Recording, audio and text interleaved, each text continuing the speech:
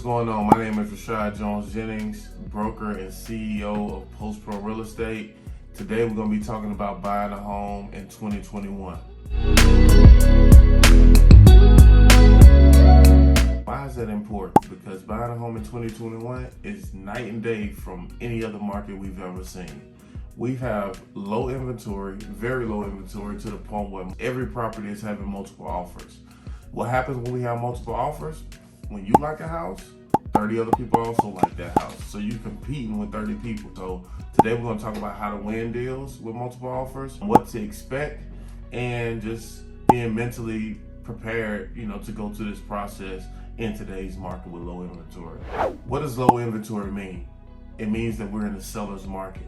That means the seller basically controls the deal. If I got 30 offers, I'm controlling the deal. I can kind of handpick who I want. I can go the path of least resistance. I'm also an investor. So in some instances, I'm the buyer as well. So I go through this, and I also hear what my agents go through on a daily basis.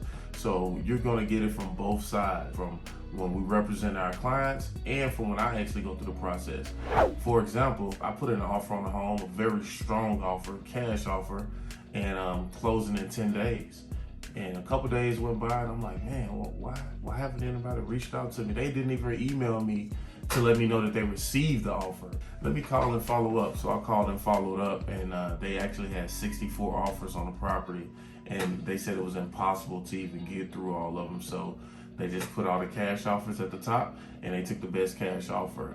Someone actually offered $20,000 over the list price, over asking price, something that I was not willing to do because at that point it wasn't a deal. When you're in these multiple offer situations, there's nothing wrong with going over list price. However, make sure that it still makes sense to go over list price. Make sure that there's comps in the area to justify that list price. How to win these multiple offer situations?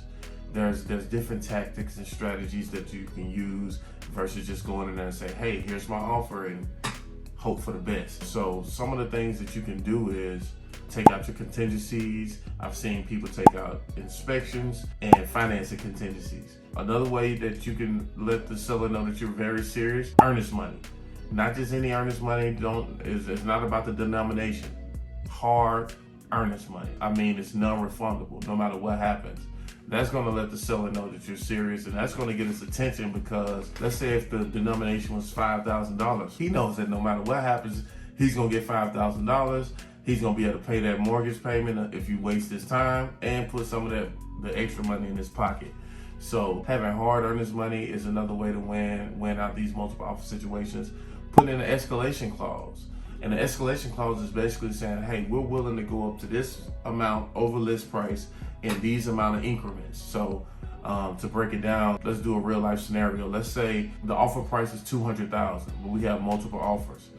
I would write up an escalation clause and say, we are willing to go up to $220,000 in $5,000 increments over the next highest bidder and cap me off at $220,000. So that's basically what an escalation clause is.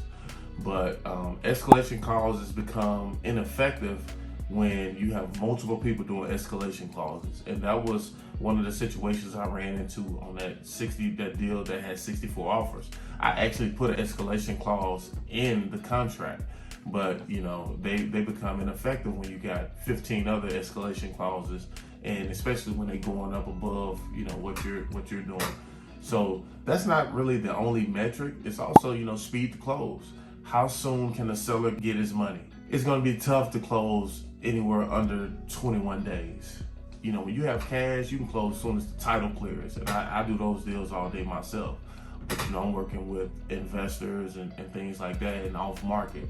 But when you're competing with 30 different offers, you really got to get creative. Relationships matter. If your agent knows the listing agent, that could help. Writing a letter to the seller. I've gotten clients' homes by writing letters to the seller. Just different tactics, man. You got to really think outside of the box in this market because like I said, we got low inventory.